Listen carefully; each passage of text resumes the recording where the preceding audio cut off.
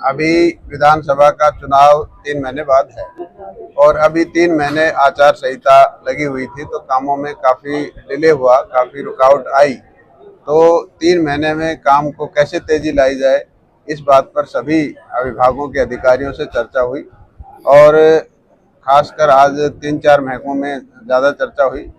पंचायती राज, public health, PWD और बिजली board, ये 4 महकमे अहम महकमे हैं जिनसे ज़्यादातर लोग इफेक्टेड होते हैं और समाज के अंदर इसका असर भी पड़ता है अगर सही समय पर काम होता है।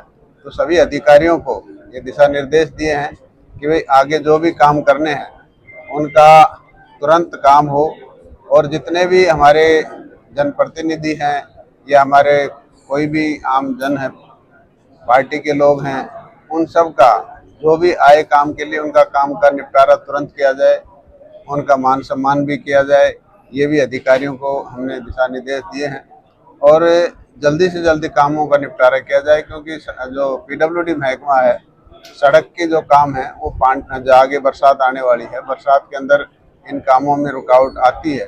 तो हमारे पास ये जो 1-1.5 महीना है, इसके अंदर इस काम की स्पीड बढ़ाई जाए ताकि जल्दी से काम पूरे हों। इसी तरह पब्लिक हेल्थ के जो विभाग है उसको भी हमने डायरेक्शन दी है कि जहाँ भी गंदा पानी आ रहा है, जहाँ भी लीकेज है, उस लीकेज को तुरंत ठीक किया जाए ताकि लोगों को असुविधा ना हो। और बिजली विभाग से ये दोनों चीज़ इफेक्टेड हैं। अगर बिजली नहीं आती तो पब्लिक हेल्थ भी पानी देने में असमर्थ हो जाता है। तो बिजली विभाग के लोगों को, अधिकारियों को भी ये कहा गया है कि आप बिजली की सप्लाई इंश्योर करें और दोनों अधिकारी, दोनों विभाग आपस में कोऑर्डिनेट करें कि जब पानी का समय हो तो बिजली अवश्य होनी चाहिए ताकि पानी की सप्लाई इफेक्टेड ना हो। तो इस तरह की डायरेक्शन अधिकारियों को आज हमने दी। देखो, हरियाणा उनके हिस्से का पानी दे रहा है और उन्होंने इस बात का जब कोर्ट में भी किया है, वो अपना मैनेजमेंट करें। जो हिस्सा उनका हमारे हरियाणा की तरफ से है वो हम पूरा दे रहे हैं, तो हरियाणा के ऊपर लांछन लगाना गलत है। डॉक्टर साहब, लोकसभा चुनाव में कुछ अधिकारियों की भूमिका पर सवाल खड़े किए गए कि उनकी नेगेटिव भूमिका रही।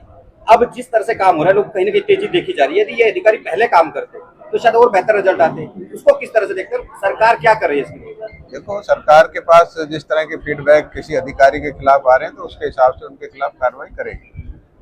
सर, लगातार 10 साल आपकी सरकार रही है, आज इलेक्शन है तो आप कह रहे हैं कि अधिकारियों को दिशा निर्देश दिए गए हैं, लेकिन 10 साल में लगातार लोग शिकायत करते रहे कि सीवर का पानी भरा हुआ है, नल का पाइप टूटा हुआ है, लेकिन कोई सुनवाई करने वाला क्या अधिकारियों पे सरकार का? देखो, ऐसा है, हम समय समय पर मीटिंग लेते रहे। ऐसा नहीं कि आज ही मीटिंग लिए, हम समय समय पर अधिकारियों की मीटिंग, समीक्षा मीटिंग लेते रहे और उनको दिशा निर्देश भी देते रहे।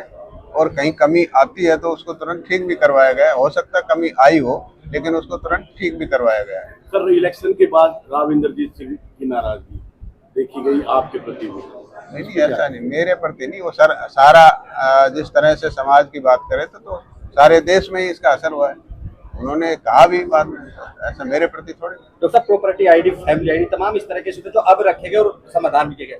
अब क्या देखते हैं कि रजिस्ट्री नहीं हो पा रही थी, क्या उसमें कोई डिसीजन लेने जा रहे हैं? तमाम इस तरह की बातें आ रही कि प्रॉपर्टी आईडी को हटा दिया जाएगा, रजिस्ट्री हो जाएगी। तमाम किस तरह की सरकार इसको चल लेने वाली? देखो, सरकार के सामने सभी ने अपनी बात रखी है कि भाई इनका समाधान होना चाहिए, जैसे भी हो, चाहे फैमिली आईडी हो, चाहे प्रॉपर्टी आईडी हो या और कोई समस्या, चाहे बीपीएल की हो, इन सब का समाधान होना चाहिए। और वो माननीय मुख्यमंत्री जी ने सभी डिप्टी कमिश्नर्स को आदेश दिए हैं कि वो सुबह 2 घंटे बैठें और लोगों की जो समस्या है उसका समाधान करें। एक भ्रष्टाचार को लेकर अंकुश लगाया तहसीलों के अंदर सब, लेकिन आज भी अप्रूव्ड एरिया के लिए रजिस्ट्री कराने के लिए लोगों को तहसीलों को चक्कर काटने पड़ रहे हैं। भ्रष्टाचार की बू आ रही है, लगातार शिकायतें कर रही है। किस तरह से इससे निपटा जाए, लोगों की रजिस्ट्री? देखो, इसके बारे में भी जो दिशा निर्देश हैं सरकार के, उस हिसाब से, रूल के हिसाब से रजिस्ट्रियाँ हो रही है। अगर फिर भी कहीं दिक्कत है तो उसकी कंप्लेंट करें, सीएम उस पर भी डालें, हमें भी दें ताकि उस पर कार्रवाई की जाए। कंप्लेंट करने वालों की रजिस्ट्रियाँ रोक दी जाती है?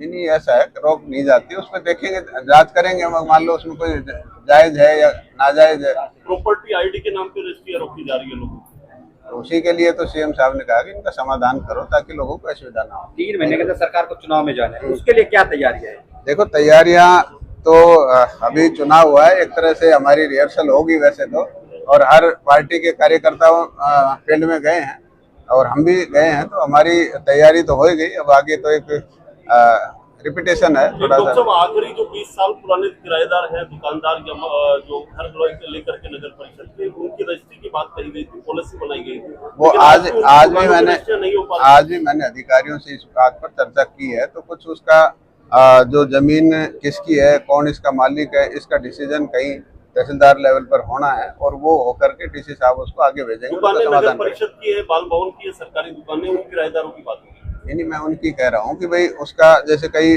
किराएदार तो हमारे बावल में जैसे काफी दिनों से बैठे हैं।